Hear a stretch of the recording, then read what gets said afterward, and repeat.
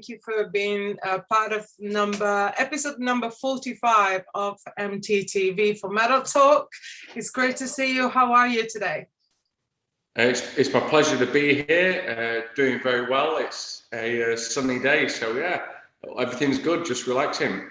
We can see it's still daylight where you are. I can't believe it. I'm dark already. Well, I've closed the curtains. Well, I'm now in Glasgow, and apparently in the summer it's going to be light until about 10 p.m. So I'm ready to welcome it. keep the sunshine going. Oh wow, sounds amazing. Well, it's great to have you here today. So we're celebrating the 10th year anniversary of your first album and amazing album, which is A Broken State of Bliss by the Mercy House, with the release of a new single. Do you want to tell us all about the Mercy House, how you formed, your journey, 10 years on, the trials and tribulations, absolutely anything? Well, yeah, it would be a fairly colourful story and a long one, but so yeah, we met, I think it must have been 2007 or 8, and the kind of core of the band got together, and we ceased actively being a band. God, I think it was 6 or 7 years ago. I can't remember exactly how long, but A Broken State of Bliss, I think it's worth me talking about, actually. So we made an album entirely ourselves at home. You've got to go back to an age before how it is now, maybe, where everyone's got Logic and everyone's got software and all these kind of things. So this was back in our mid-20s, and we basically fashioned one of the guys' flats and another guy's, I don't want to call it a squat, but it was basically a derelict building, into these kind of recording facilities. And then we would go in and record all this stuff. We developed our own kind of production style, which I think's held up pretty well off A Broken State of Bliss. Damn right. We definitely went to town on it. But yeah, it was a makeshift record that I think we spent 6 months. I spent 6 months in post editing that with Daniel Edwards, the guitarist, and before we got to that point, it was months of Danny Serrano recording guitars with Dan and Anthony, the bass player. So it was a real labour of love, and I think I'm just really happy that people generally seem to have remembered the band, even in a small way. And we felt, given COVID and during the time everyone's had at home, I've been running a lot of studio stuff, and all the guys have been quite busy. And we just decided, you know what, let's do something to commemorate the 10 years. And that's Redemption. Just felt like a very apt song for the time. As well, the idea that the band's coming back, and the pseudo-religious connotations of the name and the song's title just seemed all quite nice and poetic. So we thought we'd do it, and yeah, I'm glad so far people seem to have appreciated it and enjoyed it. Yeah, absolutely. I mean, it's a great track, like the album. I mean, very much a fan of it. I've seen it a few times. I've caught you here and there over the years. I'm glad that. Yeah, we've known each other a long time now, haven't we? Yeah. Yeah, exactly. Very glad that I did. But before that, you actually paid homage to was the 19th anniversary of the unfortunately tragic passing of Lane Staley. So in lockdown, you've given a beautiful rendition of Down That River. Would you say, obviously, in the album and your songs, I mean, I can hear very grunge-tastic tones. I know that people have defined you as whatever, hard rock / grunge at the time, especially, was very relevant. Would you say that bands like Alice in Chains, Soundgarden, like weigh heavily in terms of your influences? For each, it's an interesting thing with the Mercy House, because we've all got quite disparate influences. I would always really, at the time, we didn't want to think of us as that, but definitely when we made A Broken State of Bliss, it was a metal band. with a bit of a kind of grunge heart, given that we'd all been teenagers around the Pearl Jam and Tool and Alice in Chains, and we definitely you can detect the flavors of those bands in there. Definitely Greed, the way I put the harmonies together on the chorus, and bits of guitar playing you'll hear Tool and these kind of things. So yeah, definitely it was a secret grungers, like grungers in disguise with that band for sure. And we were all really big. Alice in Chains was one of the bands that we all really liked. Yeah, I mean, I always loved that band, so it just felt like a good timing to do it. And it was funny at the time. The drummer, the reason we all got back together, I'll give Nick a shout, is because he emailed us all saying, I'm prepping this Alice in Chains track. He was actually doing it for a client, and then he was like, I think we should do it, because the client had decided not to go ahead. So that was why we got that, and then after we did that, yeah, it kind of got the ball rolling. God bless Nick.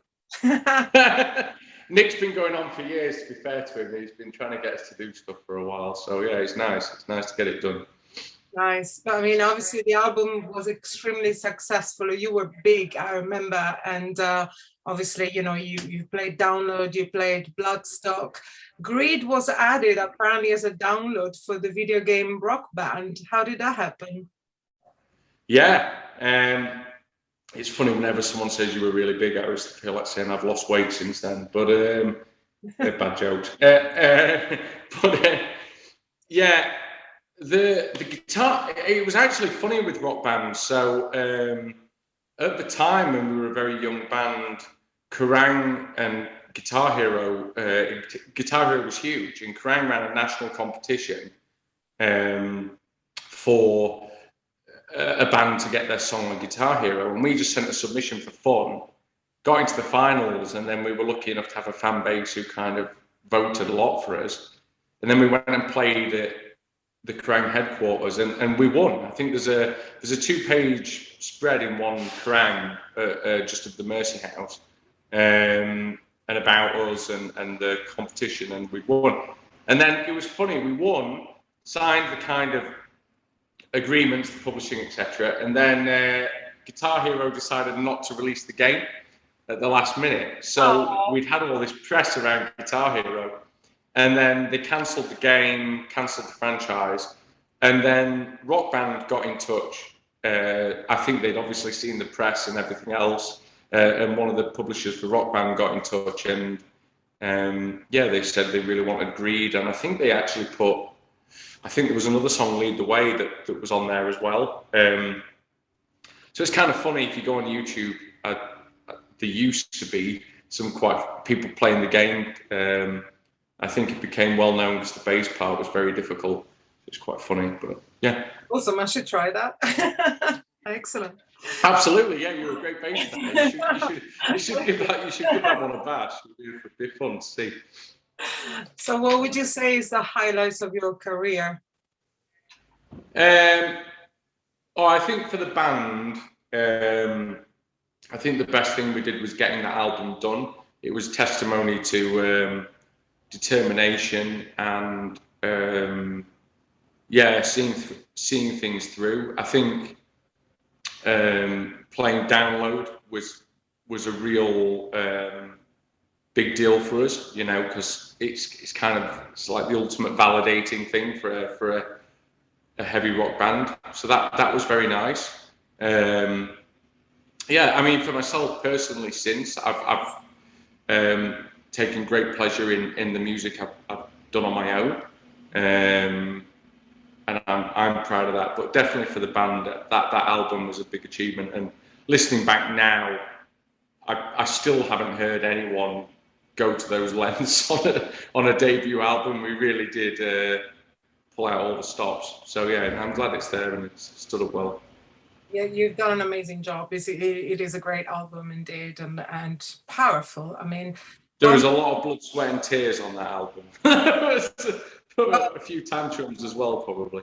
Definitely pays off though. It's one of those albums. It's not just you have the single and another couple of good songs. It's like you really, you can't really pick one song because it's a solid album all the way through, which is, ideally what you want, isn't it? So, and yeah, I think there's lots of, I forget now, but there's lots of things about us as men and guys growing up in that album. There's hidden recordings of things within songs. I don't want to say what's in there's a track called Unclean on there, and I'm just remembering some of the funny things that are in there, but there's some like home video footage like implanted into the song.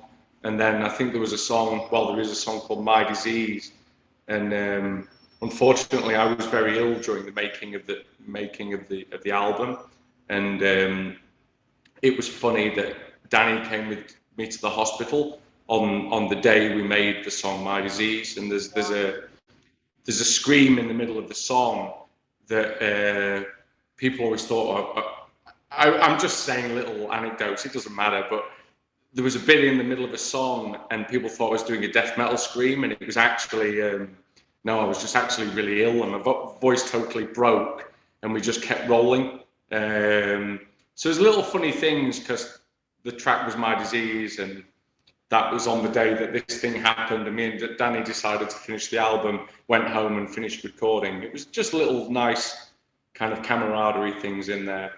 Yeah, it's good. Well, as long as it's not subliminal messages, but it's all good.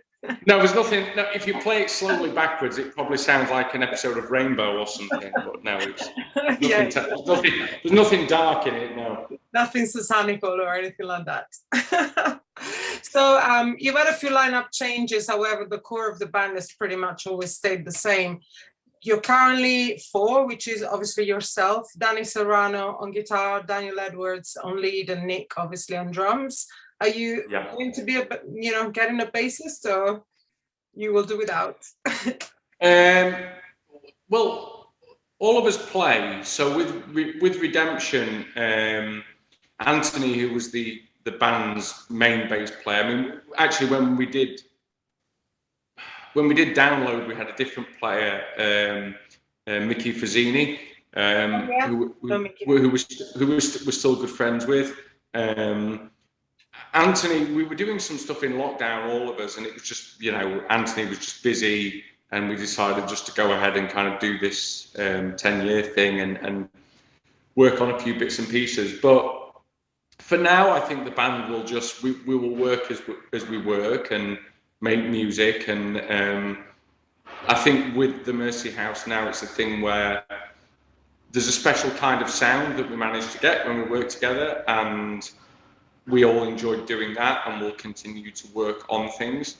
I don't want to say that we'll become an active touring or gigging band again, because everyone's based all over the world, but we're definitely going to make music, and I think there's something that we need to share in that music. Like, there's something special, definitely worth sharing it. Yes, definitely. Well, I'm a bit sad at that news, actually, because I was hoping you would be touring. Yeah, I was going to ask you about that. I think the party line is. It's obviously never say never. We're working on a lot of stuff, and it's more the thing of, we'll work through it all, and then when it's there, it's there. But we'll see. Time will tell. Yeah, you're being cagey. You don't make promises, do you? I'm always cagey.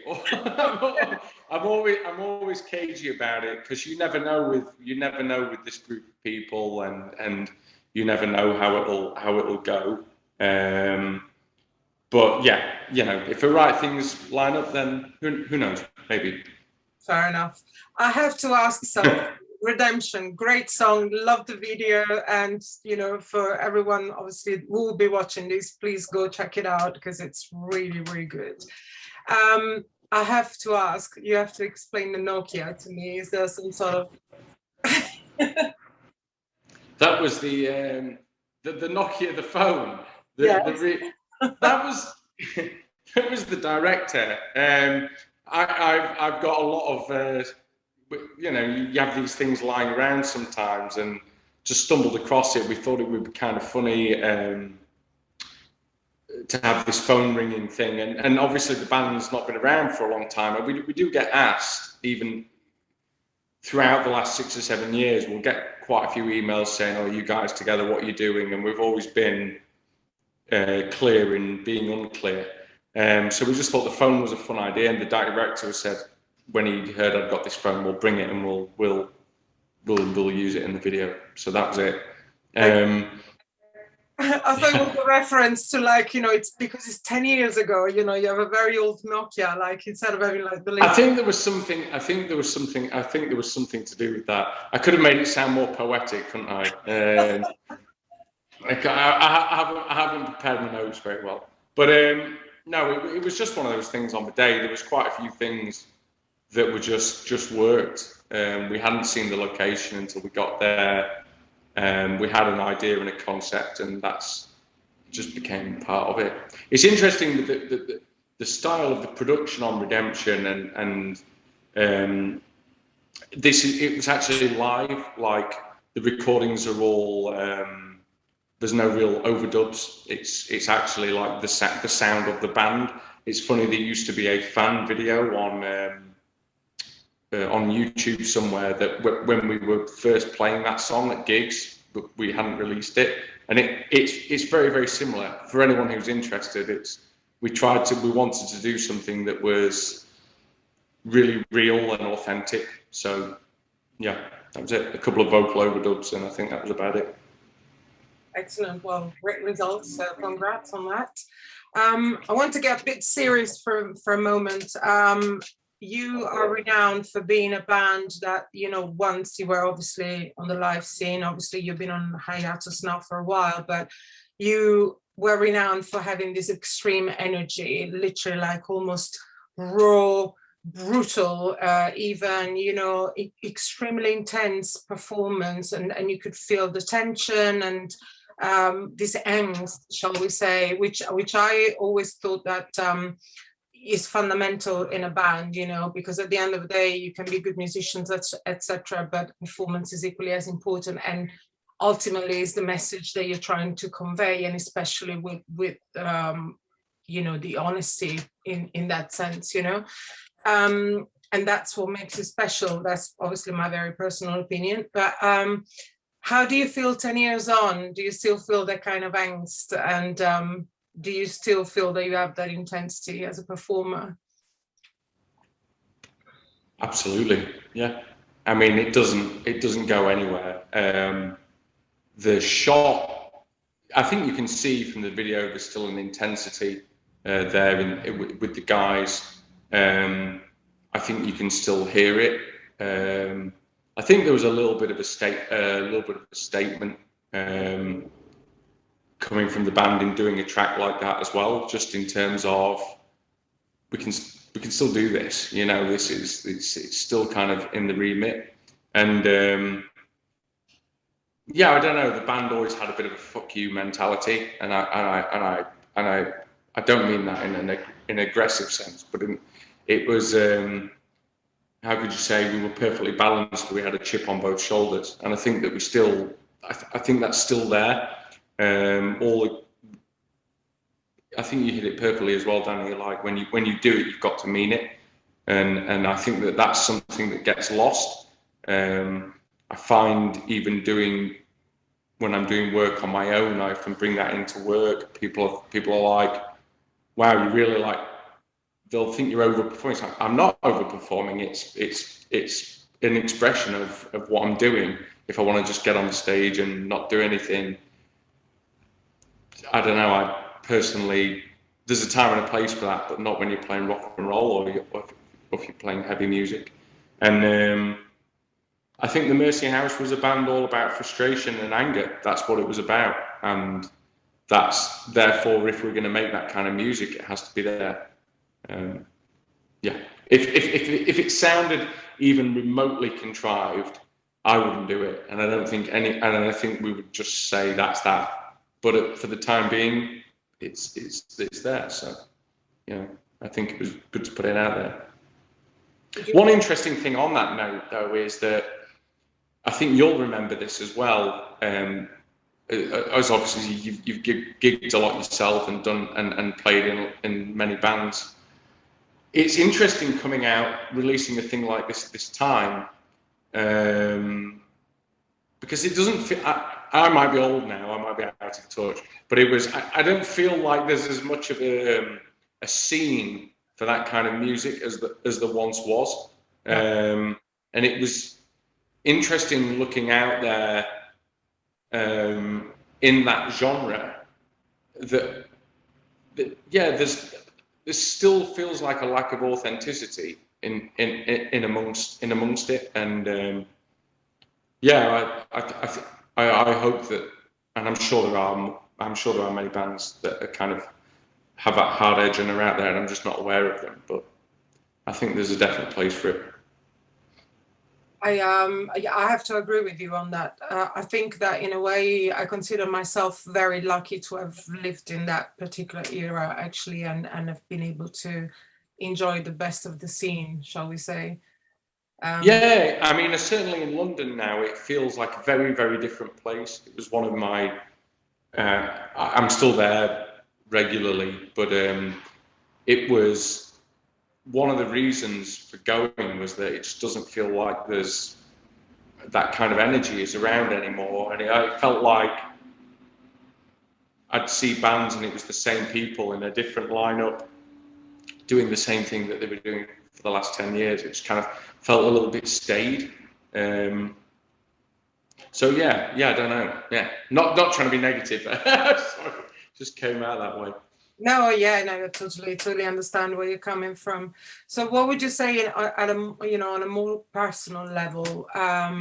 What is music to you? Singing, performing? You're obviously a great songwriter and lyricist. And are you the sole songwriter in the Messy House, or is that more like a collaboration? No, it's it was always a collaborative band. There was, we worked together on everything. I was the sole lyricist, and I would write a lot of the melodies. But the guys were also very good writers.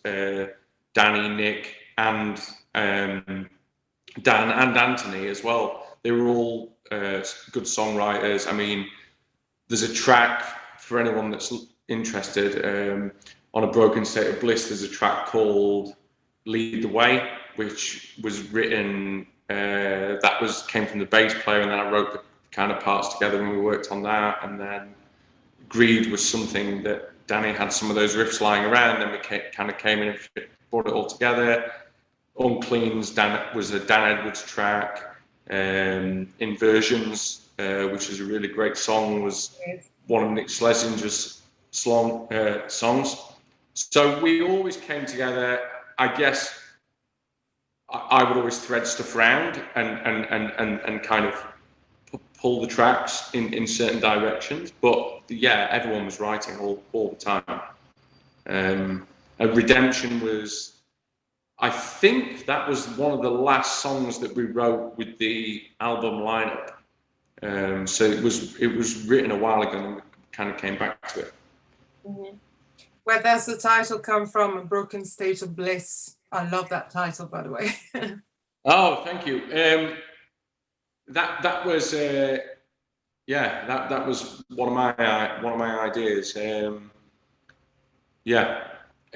mean, A Broken State of Bliss was. I don't know. You never want to give too much away on these things, but it was referring to the person, the individual being broken, and like sometimes the freedom that can give you when there's kind of no expectation or anything else. A broken state of bliss. It was also probably a slight reference to, I don't believe in this, but a lot of musicians revel in their struggle, and which I don't think is actually healthy at all, but it was kind of referencing those kind of things, those things. Thanks for sharing that. Okay. Yeah. Can we expect any more, music from the Messy House? Oh, never say never. That's the party line. Yeah, that's the party line. There's a lot of stuff that never got heard. I mean, there was 2 albums of material that never came out, which I don't regret not coming out, and I think we all agree with that. What's out there is what should be out there. But you know, there's a great chemistry between us. We all work on stuff, so and we're all doing things. So, you know, maybe. Oh, keeping us on our toes, eh? Okay. It's not just me. Yeah, it's one of those things. We'll see. Fair enough. Okay, I'll take that. Yeah. How do you feel that obviously, you know, you've been doing music, I'm guessing you've been making music all your life. I mean, obviously I know you personally, and I know you're a great artist and always creative, always partaking in many different projects, etc. How do you feel the industry has changed, and how does it cater to, you know, creative people like yourself? I think it's changed dramatically. You referred to the scene, like, and feeling lucky to have been a part of that scene at that time. And I think it's interesting looking back, because I don't feel there was a model back then for a musician to have what one would deem to be success. I think the ultimate success of that band as a band was it was self-sustaining financially, which was a hell of an achievement. But back then it was kind of, when you think, it was pre-Spotify really. When we released the album, Spotify wasn't really a thing. Touring was very difficult. You would only really be touring through a booking agent. So we were lucky to work with a couple of booking agents over the years. So I think there was less of a model. And over time, there is more of a model, but I think now a lot of it centres on the internet, if I'm perfectly honest. I think a lot of reach and contact with an audience is made through the internet, and that's totally different to when we were gigging, and it was basically gigging. You know, I worked with a video. Excuse me, sorry, my door's a little bit open. It might get a bit noisy. We worked with a video. It's coming right past. Let it go. We worked with a video. We worked with a video producer, and he works with a lot of younger artists, and it was saying it was quite interesting that a lot of modern artists haven't got as much experience live, but they might blow up on the internet, get a huge tour supporting somebody, but they haven't toured, etc., for a long time.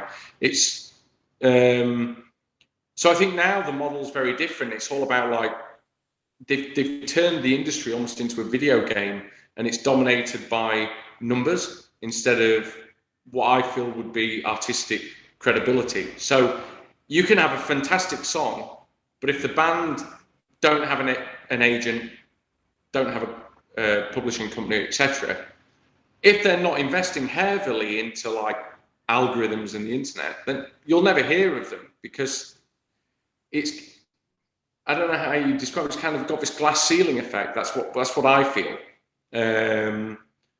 So there is a model now, publicizing yourself, investing in all this kind of internet ads and all these things, but I don't see that in a world, in a city, say like London, where the venues are closing and closing and closing, and there are less and less venues for unsigned artists or smaller label artists. It's difficult. I don't know. It's difficult to understand. I'm not trying to sound like doom and gloom, but I feel like it's there's a model, but maybe it's been monetized and turned into this kind of game thing, which is all based on numbers. So you've been obviously busy and creative as always, and you have this project on the side, which is called Davies, which is your own, obviously very, very different. Yeah.